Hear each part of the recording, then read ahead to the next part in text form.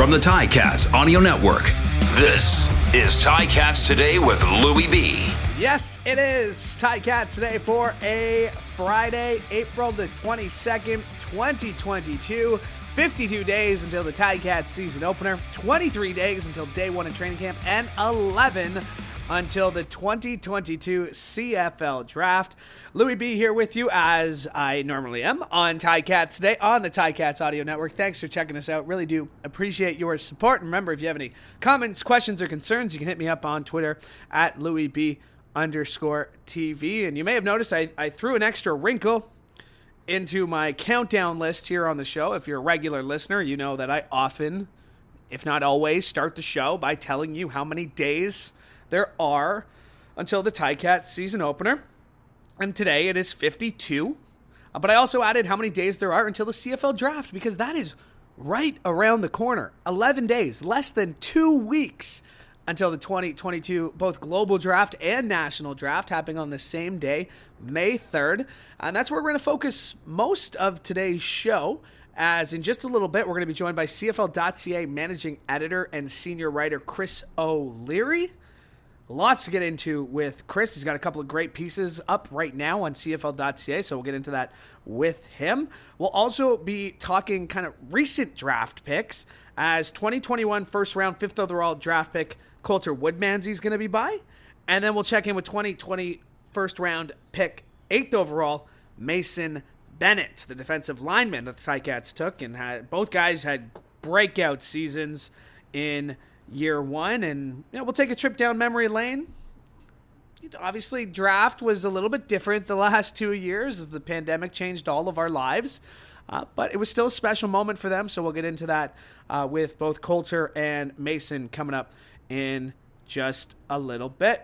I mentioned the draft on May 3rd. You're going to want to keep it locked here on the Ticats Audio Network, as we're going to be bringing you special content on the draft. We'll bring you more information on that in the next couple of weeks. But May 3rd, right here, the Ticats Audio Network, it's where you're going to want to get all your Ticats-related draft content. You'll have no reason to go anywhere else. I'm very much looking forward to hosting a special, and there's going to be a lot of great voices who are going to be taking part as well, including Andy Fantuz and Courtney Steven and Moriali and Hitch. We were hoping, so right here on the Ticats Audio Network. Nowhere else to go for draft coverage.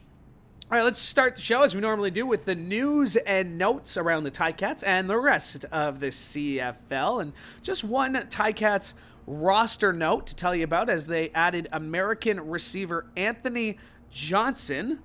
The 27-year-old most recently spent time in the NFL with the Pittsburgh Steelers on their practice roster.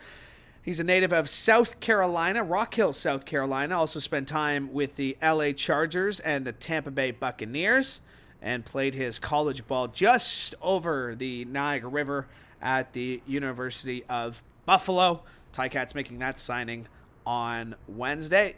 The only thing, really, the Ticats were up to this week. We expect a couple more roster announcements ahead of training camp, and we'll keep you updated right here on Ticats Today with the latest. I should mention there were a couple of time changes for 2 Ticats games, one preseason, one regular season.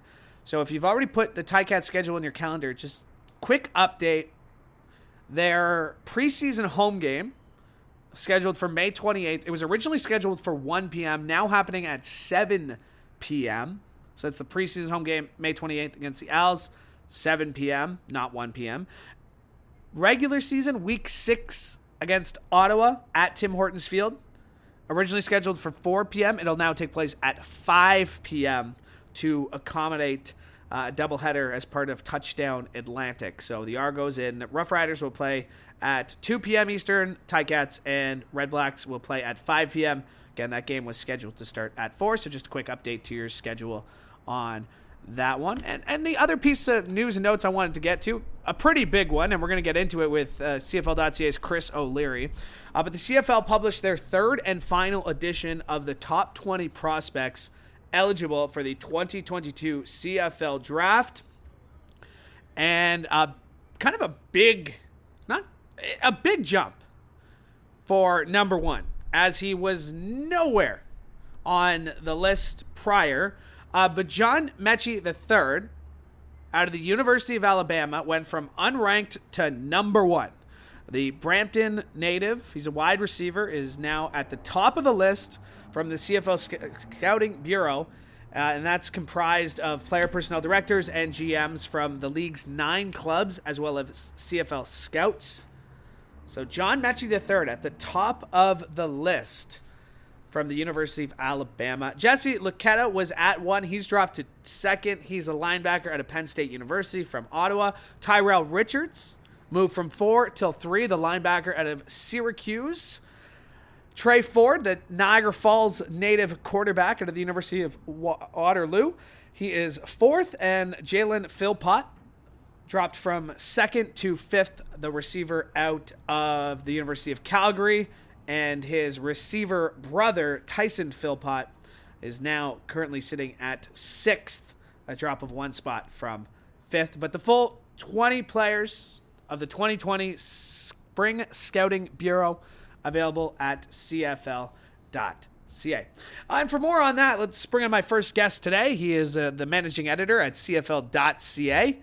He's also a senior writer there. He is Chris O'Leary. And Chris, lots to get to. A couple of pieces you've put out this week regarding the draft and the Scouting Bureau. But I just want to start with how normal everything has felt the last couple of months, from the combine to the draft. There really is this nice sense of normalcy to start the 2021 season.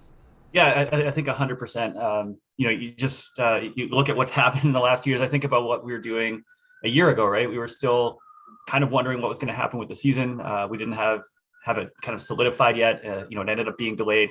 No, you're right. I think it's the first time since I guess probably January, February 2020, where we've been able to go through the offseason and just sort of go in those normal progressions, right? We've had our free agency. The combine has come and gone. The draft is just around the corner, and then right after that you go right into training camp. So it's nice to kind of have that back. And it just sort of and again, and then after that we've got a full 18 game schedule as well, right? That's not in question this year. And so it's nice to kind of have it normalcy. I feel like the pandemic's not totally gone. I think a good example is that I missed the combine because I had a COVID exposure and had to kind of watch everything remotely. But no, I think we're as close to normal as we've been in a really long time, and it's nice. I think it kind of bodes well for the coming season. We mentioned the Central Scouting CFL Top 20 coming out this week. When you looked at the list, was there anything that jumped out at you immediately? Was there any surprises, or what did you make of the list released this week? Yeah, I don't know. Maybe it's a poor reflection on me. I was a little surprised to see John Mechie just land at the number 1 spot. We hadn't seen him in the rankings prior, and I know he was injured, and I think obviously has NFL aspirations, and I think a lot of NFL teams are interested in him. I think that's the path he's going to go down as he recovers from his injury. But I was a little bit surprised just to see him land there at this point. And then beyond that, not too many surprises. I think it was interesting that we had so many guys debuting in the final rankings. I think it was 7 out of the 13 hadn't been previously ranked. But I think a lot of that was just sort of a reflection of strong combine performances. Ruddeen Brown from the U of A in Alberta, comes to mind there. Daniel, I think everyone struggles with his last name at this point, at a Bobboy, I believe, who we spoke with on a conference call this week, and was very enthusiastic about the opportunities in front of him. It was an interesting list. I think at the top of it wasn't too much surprise beyond Mechie, and then just seeing those guys debut was nice, and I think it kind of adds an interesting wrinkle as we get into the draft. And of course, CFL.ca, Marshall Ferguson's got a great recap of those previously unranked players who have made the jump into the CFL Scouting Bureau's top 20. Your newest piece out today on CFL.ca is playing armchair GM. And I mean, that's a tall task trying to get into the head of Chris Jones, but take us through what you were thinking when you get Chris Jones and what he knows. And like I said, it's a tough thing to do, get into his mind, but take us through your process on this one. I think if nothing else, I've solidified that I'll never actually be a CFL GM. No, I mean, I looked at it. I think from the most obvious one first, with Tyrell Richards, the linebacker out of Syracuse. He just seems like such a natural fit, right? And I think he's kind of been the name that we've heard the most since the combine as the guy that Edmonton would be looking at. I don't know if that's 100% the case, but like I think on paper, you look at the combine that he had. He's a linebacker. He worked out with the D lineman. I think he worked out with the DBs, or he said he had wanted to, or he was able to. Like, just I think that versatility is a trademark of a Chris Jones defensive player, right? So if you can get a young, athletic guy, Canadian, to come in on your defense and in theory be able to move around to 3 different spots on the field like that, that seems like a no-brainer to me. They might, him and G. Ray Simon might have completely different plans, and they might have a totally different draft board drawn up in the offices in Edmonton. But I think to me, and to just listen to a lot of people around the draft and that were around the combine, Tyrell Richards seems like that perfect fit for that number 1 pick. Beyond that, I just sort of looked at what I thought would be interesting. And, when you look at Edmonton, I think I put in that piece that one of the first questions Chris Jones was asked when they had that media availability ahead of the combine was like, what's going on with your quarterback? And, they have Nick Arbuckle. They don't seem entirely sold on him. And they also have, I think, 6 other quarterbacks signed right now. So I thought, why not throw Trey Ford into that mix? And I don't know if you use the number 1 pick on him, but it would be interesting. And I think he's gotten interest from the States after showing so well at the pro day in Buffalo. And, I think we know what he can do athletically. His resume within Canada is incredibly strong. He's a Crichton winner, 4 incredible years of Waterloo. I don't know if he would actually be a first overall pick, but I think it would be interesting. And if you're uncertain on your quarterback, why not throw a really highly touted Canadian player into that mix? Does that also work both ways, though? I mean, if you're unsure at quarterback, why not take a shot at Trey Ford? But also, if you're pretty set at quarterback, why not take a shot at Trey Ford? Why not have his rights? I mean, do you get the sense that is it guaranteed that Trey Ford's going to hear his name called this week? And how early do you think a team will be willing to take a chance on a guy like him? Yeah, I think guaranteed we'll hear his name. I think, the bigger question, like you said, is just at what point, right? I'm trying to think back. I think Nathan Rourke went, second, third round? I think so, years ago? Yeah. Which was like higher than I've seen in a very long time. I wonder if Trey Ford is somewhere in there. And I think maybe it's more to what you're saying. If it's a team that's set at quarterback, they have their starter. So much of it is a developmental thing anyway. And I think the good teams bring in a guy that they see at quarterback and want to develop them.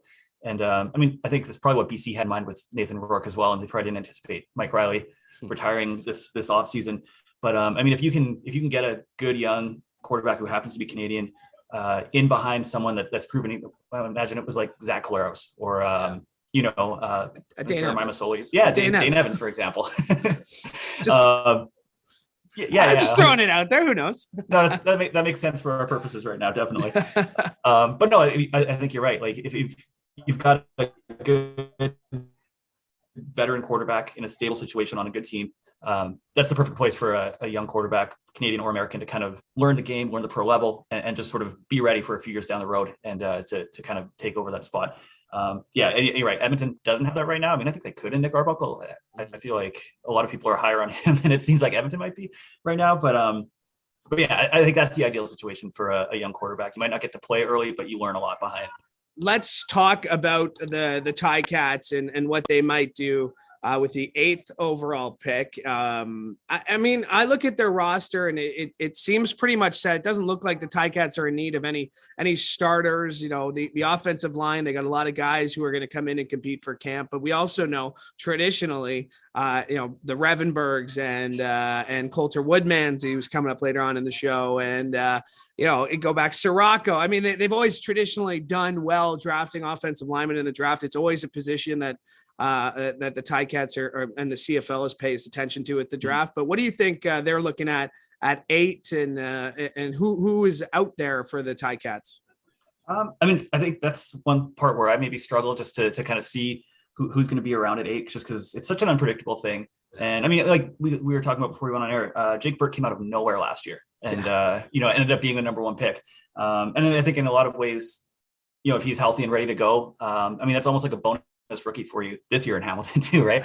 That you get a first overall pick.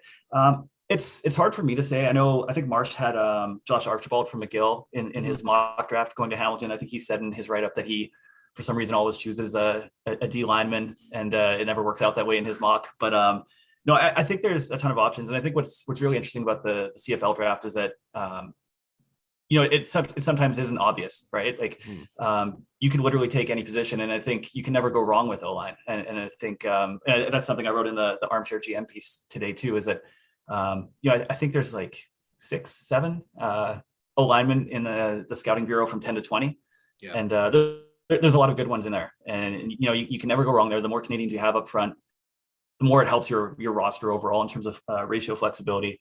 So yeah, I'm not going to pretend I'm not Marsh. I can't make even close to an educated guess on what Hamilton might do, but no, I think they draft well. I think they know what they're looking for. And I think it seems like they go talent over need, which I think is kind of the smart thing to do in these situations. Yeah, and like you said, you mock up the Ticats depth chart just on the guys who are on the roster right now. You look, there really is no need, and Ticats traditionally go for talent. And you mentioned D lineman, and coming up also on the show is Mason Bennett, who was a great D lineman draft pick that the Ticats made. So, Chris, we are 1 month away from training camp. I'm trying to get this question out to as many people because it seems like when you look around the league, and I feel like I said this going into 2021, but like the parity is going to be there more than ever with Ottawa, getting Zach Caleros and rebuilding that offensive line. And, I'm Jalen Ackley. I'm just throwing all the Ticats who went out there. Right. But the Argos, McLeod Bethel-Thompson is going to be entering what we assume will be his first full season as the actual guy. Who knows what happens? But do you get the sense that, the rest of the league, Edmonton hiring Chris Jones, the rest of the league has upped their game, BC with new ownership, that the days of those 2-16 teams and 16-2 teams might be behind us a little bit?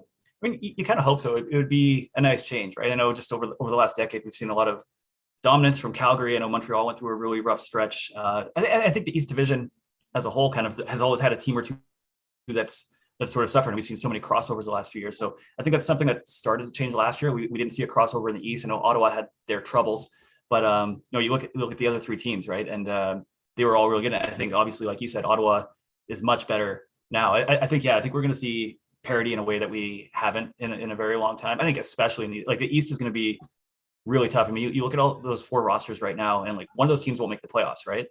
And I don't know who you pick in that situation. It's impossibly hard. I tried figuring out like the probability of an East crossover. That's never happened before. Yeah. Maybe if things don't go well for a couple teams out West, you can start thinking about that. Yeah. But I think it's gonna be really interesting, especially in the East, where I think it's been needed for a long time. Is you've got 4 teams that look like they could all be really good. Hopefully we avoid like a 4-way 9-9 finish. But that'd be interesting too. Yeah, it'd be interesting for the people who have to determine all the tiebreakers, the statsters, and we appreciate you not bringing up the Ticats 0-8 start when mentioning not so great East teams in the last few years. So, yeah, that's it. That's right, and they turned it around real quick, and back-to-back Grey Cup appearances, of course, have proven that. But still waiting for the real thing here with the Ticats. Chris, I know you're a busy guy around this time with the draft right around the corner, so thank you for joining me. I appreciate it. No, anytime. It's always fun. My thanks to Chris O'Leary for joining me. You can always find him at CFL.ca. All right. Talk a lot about the 2022 draft with Chris. Let's turn our attention to the 2021 CFL draft, and selected 5th overall in the first round by your Hamilton Tiger Cats was offensive lineman Coulter Woodmansey. I'm very pleased to have Coulter on with us now. And Coulter, want to talk draft day memories, want to talk about your off-season workout and all that stuff. But I first want to congratulate you, because when we had Coach Mike Gibson on a couple of weeks ago, he passed along a little information that you got married this off-season. Congratulations, Coulter. Yeah, thanks, Louie B. Thanks for having me. Big off season. I got married. I got an amazing wife at home. Our 2 dogs.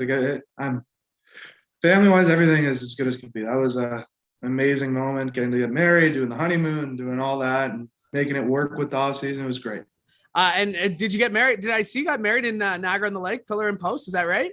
Yes, sir. Yeah, we were able to have a nice small wedding there. It was amazing. It's a beautiful, beautiful location, and we were in the old library, which is a great spot. It was was perfect. I'm a Niagara boy, so I'm always biased when people choose out and I guess I can just say this direction behind me when people decide to get married in Niagara. So congrats, man, that is awesome. But let's talk about the football wise of it, because you got to fit in. How different has this offseason been for you, having gone through a professional season as opposed to just kind of preparing, not really knowing what to expect? What's been the big difference for you this offseason? Knowledge, I believe, would be the big difference. Having the experience of having Ike Brown as our trainer last year and spending a lot of time with him during the season and just before it as well, learning how to train as a professional, learning what's important, how to build yourself up, and then also being around all of our veteran players like Chris Van Zyl and Revenberg and everyone who taught me so much about how to prepare your body, what you need to focus on, what are the key things, and being able to implement that in the off season has been, I believe, the biggest difference and what I hope can lead to strides going into next season. So if you go back, this time last year, I guess it was a little later on the calendar, but, let's say a month out from training camp, 3 weeks out from training camp, just how different are you physically, mentally? Is there something that stands out to you in terms of preparation for this upcoming season that maybe you didn't have last year? So for that, thank you for asking the question. I feel like I'm a lot better prepared mentally and physically in a way that I'm a more well-rounded athlete. I believe that a lot of my things that I believe that I could have improved on were really targeted during the year I was with you guys, and I was able to focus on a lot during the off season. Mentally knowing what to expect coming in, knowing what a training camp's like, knowing what the athletes I'm going to be playing like, or like spending a year with Coach Gibson and knowing what is expected of me technique-wise and being able to focus on that during the offseason and like really hone in on what he's looking for and what will make me a better technical player, not only as an athlete, has been a big difference. And I believe will lead to a much better second year than first, even though. That being said, Coulter, I mean, you came into camp last year as a first-round draft pick, and by the end of the season, you're starting in the Grey Cup. I mean, most people don't have that projection in their first year. After the season was over, did you take a second? Did you stop? And because the season was such a blur, you're playing almost, it felt like every 5 days. Like when the season ended, what went through your head? Because most guys don't make that jump from draft pick to starter the way you did. For me, as the season ended, the toughest thing was obviously dealing with the loss and everything else that came with it, and mentally getting your head around it and coming to grips with everything. But there was moments where it was kind of like, it's pretty cool to be here, being that I was playing in the Grey Cup, doing that. I honestly think, though, the progression I had it was great that I ended up starting and playing in the playoffs, playing in the Grey Cup, doing all those things. But I feel that I really had to work for it quite hard. It wasn't until week 8 that I was starting, and before that, I wasn't even dressing every game. Mm-hmm. I was doing a lot of scout team, was doing all that, and that's what I believe kind of helped me get through it.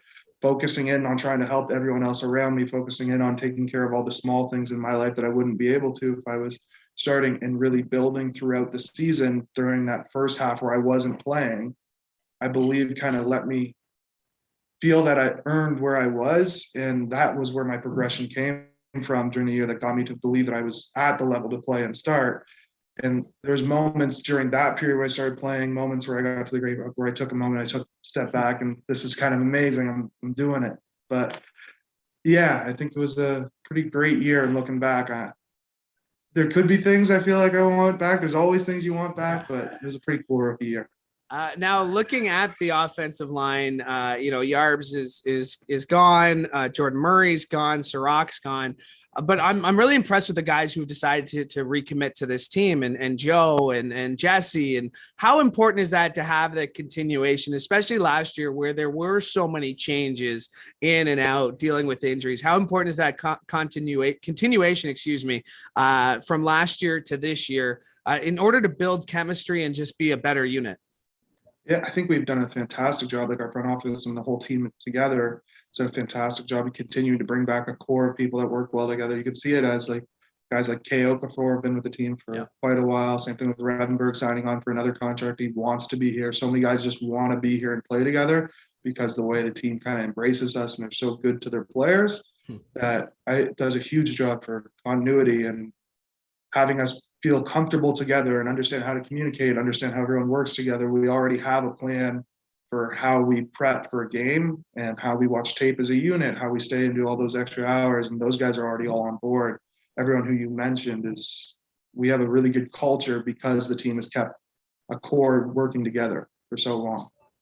And you brought up Chris a little bit earlier, but I haven't brought up Chris yet. And I remember talking to you on draft night back in 2021, and just the idea that you were going to get to play alongside Chris Van Zyl. And then very literally you were playing beside Chris Van Zyl. What was that like? And was there a moment where it changed? And I know Chris is really good at this and just, accepting you as a person, but was there a moment where you felt like, okay, this is still the idol I grew up, watching back in McMaster, but he's a colleague, he's a friend. Yeah, from the jump when we first got there, like all the offensive linemen, like when me and Joe came in there together as rookies, all the group really embraced us. But Chris did a great job out of the gate where he did some skill sessions with us. He started talking to us. He gave us advice off the hop. He started hanging out and joking with us. He did so many great things throughout the beginning of our career that right away we saw him as a mentor, but also as a colleague and a friend. And he's a really funny guy too. And he's fun to hang out with. So is the whole group. We have a really good group of people, and being around him and getting to know him as a person definitely helped with that. And then getting to play next to him on the field. Actually, the first couple of times I was playing next to him was on scout team against our defense. So kind of started off with that. And then I got to play next to him on the field and got used to playing next to him and how he's got it still, how physically good he is and how he throws people around. He's pretty great to play next to. Yeah, if anybody should be lucky to be as good at their job as they are for as long as he's been able to do it. Chris has been, like you said, outstanding. Let's go back to draft night. What do you remember about the day leading up to the draft? Your name being called. I'm sure it's all a blur, but what stands out to you about draft day 2021? Draft day was pretty awesome. I was spent the day with my girlfriend at the time, my now wife, and she was a huge support for me because it's pretty nerve-wracking. Like, where am I going to end up? What's going to happen? Am I going to get picked? Where am I going to get picked? Because I didn't think I was going to go in the top 5. I didn't know what was going to happen. I didn't know where I was going to end up exactly. And it was kind of a blur. It was going by, but once my name got called, I wasn't even fully aware that the Ticats would take me because I knew they had such a great offensive line already with such great pieces, and Jesse and Kay and so many good young guys on the line I'm playing with right now, that I was shocked, and it was an amazing feeling. I had my family around me, and then I started getting calls from the great people and the coaches and everyone else. It was a fantastic night, knowing that I was going to so many great veterans there, and it was just beyond very happy with it. A little insulted you didn't mention your all-time favorite interview with me on draft night, but that's okay. It's okay. No, I led you to it. No, it's fine, Coulter. It's fine, man. That was an awesome interview. Sure. Yeah, there you go. Okay, I'll take it. Brother, I appreciate you doing this. Like I said, I can't wait to see you in person down here at Tim Hortons Field. Training camp just a few short weeks away. So thank you. Enjoy the very little that's left of your off season, and we'll see you very soon. Can't wait to see you guys all. Thank you. And that is offensive lineman for the Hamilton Tiger Cats, selected in the first round in the 2021 CFL Draft, Coulter Woodmansey. And once again, congratulations to him for getting married this past off season. All right, before we go, let's turn our attention to the 2020 CFL Draft, happening in the first few months of the pandemic, and it was all very new. It was all online. It was all very different. And to discuss that, we bring in the first round pick that year of the Ticats, selected 8th overall, Mason Bennett, defensive lineman for the Ticats. And Mason, just take us back 2 years. Take us back to your draft experience. Very different than this year, but what do you remember about the experience? Like you said, it was at the beginning of the pandemic, and it was a little different than usual. The whole draft process leading up was all over Zoom. There was no combine. I had no pro day. So it was a lot of Zoom calls and just kind of trusting each other over face to face like we're doing now.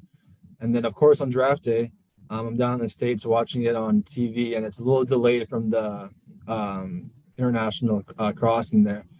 And I remember getting my phone to start blowing up, and I'm like, no, like it's wrong. I haven't gone drafted yet. I'm looking at the TV, and then eighth overall came, and then they called my name, and by then my phone was already died down a little bit. But no, it was exciting. It was super exciting to hear my name called. It was just like a unforgettable moment in my football career that like I said, I'll never forget. And it was just a different but awesome day.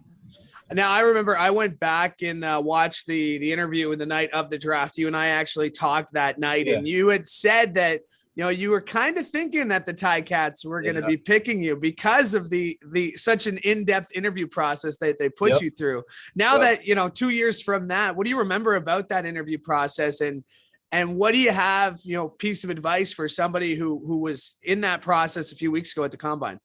Yeah, it was exactly what you said. Like leading up, like you do all the Zoom calls with different coaches and GM stuff like that. But I can remember so vividly my interview with the Ticats. It was a lot more personal, a lot more football specific, and we just meshed right away.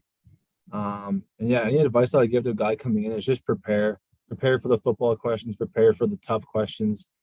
I was getting math questions thrown at me, which was not my forte at all, but just be prepared.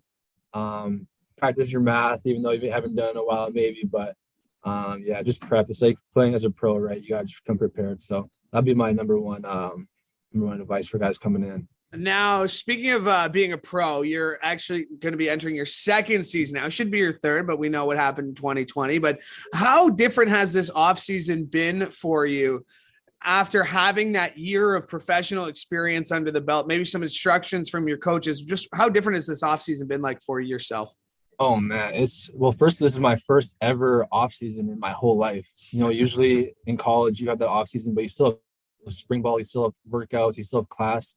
So I think for those first 2 weeks when I had zero to do, I was like, I just felt out of place a little bit. I was like, what do I do with my free time? Like, I've never had a full 24 hours where it's like you have nothing to do. So it took some adjusting. Having some family members who played pro sports kind of took me under their wing and, mentally and physically guided me. And obviously having the guys back here, we still have all of our group chats and we're still keeping in communication. Like I said, those first 2 weeks, it was a really weird feeling. I got back into it, stayed mentally and physically locked in, and now we're here a few weeks out from camp, and it's been a good but interesting off season. You mentioned the mental aspect of that, of having an off season and having professional athletes in your family, pro athletes you can rely on. But do you think that's sometimes an overlooked part during the season as well? Just the mental aspect of what goes into being a professional. Like, it's one thing to watch people on TV and, our fans who get to watch you guys here at Tim Hortons Field, I should say. But how big of a component is the mental aspect for you personally? Oh, I put at least 90% mental, 10% physical, especially transitioning to the pro football league. You waking up and, coming to football and coming to meetings, and it's different when you have school and all that other aspects, but when football is your job, you got to take it from a different approach, right? So maybe you do got to clock in a few more hours watching film. You got to stay up a little bit later this night watching film after you've already watched a few hours earlier in the day. But having good guys around you, they guide you, and it's an adjustment at first, but you get used to it and you begin to love it, and then you just becomes a normal routine. Speaking of, adjustments, Ja'Gared Davis is obviously left as a free agent to go to Toronto. Do you look at that spot on the football field, especially with your passport and the way your rookie season went? Are you kind of eyeing that spot heading into camp? Is that safe to say? For sure, most definitely. But I think when I got drafted here, I was already looking at that spot. I knew there was guys ahead of me, but you can't come in expecting to be the second and third guy. When I first saw my name called, I knew I wanted to be that guy. I knew my role for last year maybe wasn't that at sometimes, and I understood that. And like I said, coming into this year, I have eyes on the prize, and I want to be that guy. And whatever my role is, I'm gonna be happy with it. But I definitely want to contribute to the team on the field. All right. Now, I said I'd keep you short because if I look behind me that there are guys working out, I can tell you're in the building here at Tim Hortons Field. So before I let you go practice with your friends there, I do have to ask what it means to see guys like Simone stick around here in Hamilton, Dane starting a family here in Hamilton, what it means to you as a player to see guys really commit to this city. And for you, obviously being back here a month before camp, how big of a factor was that for you? It's awesome to see. I'll be honest, as soon as I left Hamilton, I was already thinking about coming back. I had a plan to come back about a month and a half early and just kind of get mentally and physically locked in. But I even remember growing up in Winnipeg and seeing the Bomber players in the off season and seeing what they did in the community. And it was just awesome for the community, for the team and the players, obviously. But yeah, seeing Dane and Simone out here all off season on social media doing their thing, it's definitely motivating. And I know a lot of guys are eager to get back. So I know I was. That's why I'm back right now. So I'm just excited to get going, though. All right. Well, I won't keep you any longer. I'll let you go play football with your friends this afternoon. So thanks for doing this, Mason. Appreciate it. Yeah, absolutely. We'll talk to you very soon. Yeah. My thanks to Mason Bennett for joining me today, looking to build on a strong rookie season, as is Coulter Woodmansey, who also joined us, and Chris O'Leary, who's always solid from CFL.ca. My thanks to him for joining me today. And thanks to you, because without you, we could not do this show. It's for you. It's for the fans. Without you, there's no show. There's no game. So thank you. Thank you. A couple of shout-outs before we go. I just wanted to give a big shout-out to my Uncle Dave, who had his birthday this week. So happy birthday, Dave. And I want to give a big good luck to our friends at the Hamilton Bulldogs.